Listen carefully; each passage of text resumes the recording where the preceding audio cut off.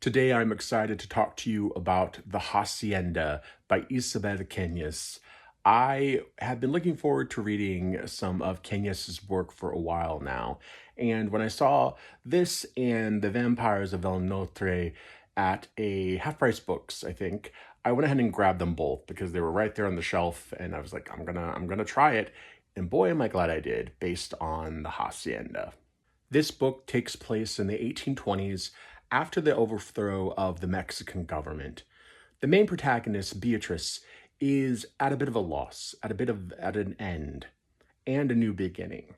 Because her family has essentially dispersed. Her father was involved in the overthrow, was turned on and executed, leaving her and her mother without a home. They went to stay with family for a while, but it was not a great situation. They basically were treated as servants in their family member's household, and Beatrice was very eager to escape that.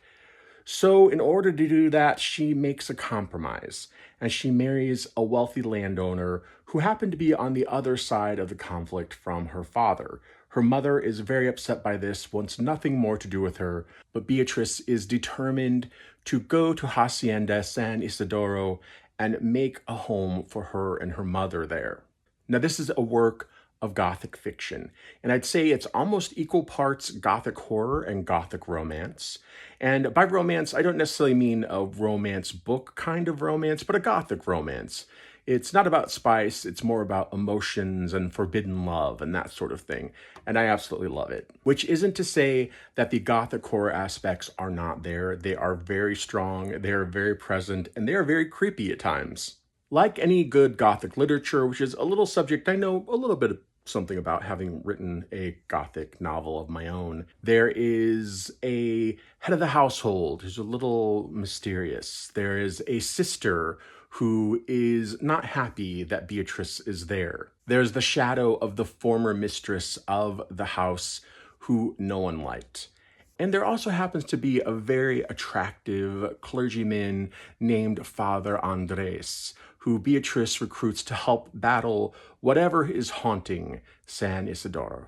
I loved Cañas's writing style.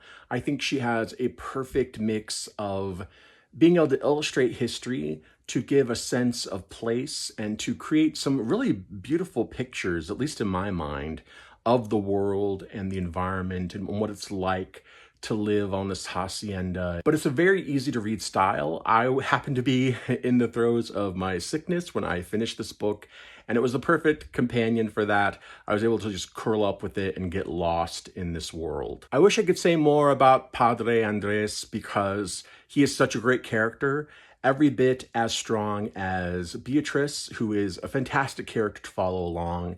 She does have a little bit of that sense of being in a situation that is beyond her, but unlike some of the old Gothic horror novels, she's no wilting flower. She is determined to make this her home, and she stands up to the forces of the house very often, but not in an unrealistic way, which I really enjoyed.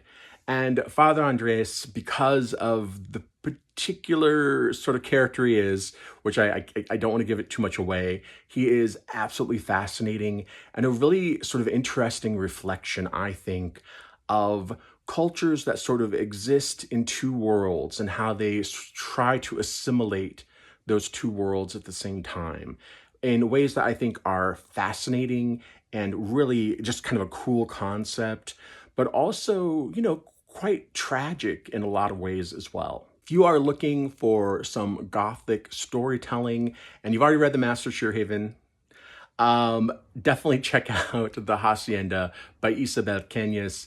I highly recommend this book. I enjoyed the hell out of this, and I cannot wait to read The Vampires of El Notre very soon.